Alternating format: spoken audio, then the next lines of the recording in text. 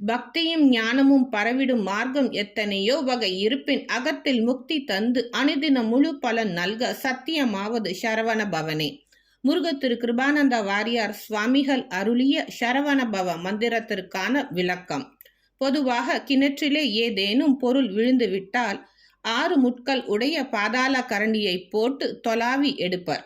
அப்படி பிறவி பெருங்கடலில் விழுந்து தத்தளிக்கும் ஆன்மாக்களுக்கு நமக்கு கரை சேர்வதற்கான சாதனம்தான் இந்த சடாட்சர மந்திரம். மூல மந்திரங்களை பொதுவாக வாய்விட்டு சொல்லக்கூடாது, மனதில் நினைக்க வேண்டும்.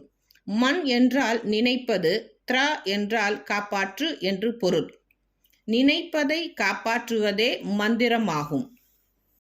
1 கோடி ஜென்மத்தில் செய்த புண்ணியம் இருந்தால்தான் முருகப்பெருமானின் சடாட்சர மந்திரத்தை ஜபிக்கின்ற வாய்ப்பு கிடைக்கும். ஓம் சரவணபவ என்ற முருகனின் மூல மந்திரத்தை ஜபித்தால் செல்வம், கல்வி, அனைத்து ஐஸ்வர்யங்களும் ஆரோக்கியமும் கிடைக்கும். இந்த மந்திரத்தை சொல்வதன் மூலம் ஆன்மா ஒருமுகப்பட்டு இறைவனை அடையலாம் என்று பெரியோர்கள் கூறுகின்றனர்.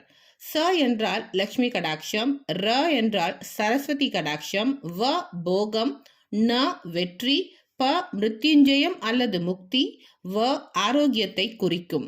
முருகனின் இந்த சடாட்சர மந்திரத்தை கிருத்திகை நட்சத்திரத்தில் அன்றோ அல்லது செவ்வாய்க்கிழமை அன்றோ ஓம் சரவண பவ அல்லது ஓம் சரவண பவாய நமக என்ற மந்திரத்தை தினம் தினம் சொல்லி முருகப்பெருமானை வழிபாடு செய்தால் மனதிற்குள் ஒரு தெளிவு பிறக்கும்.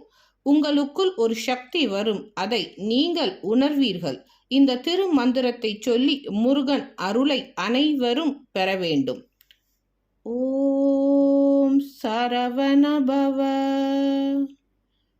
ஓம் சரவண பவ, ஓம் சரவண பவ.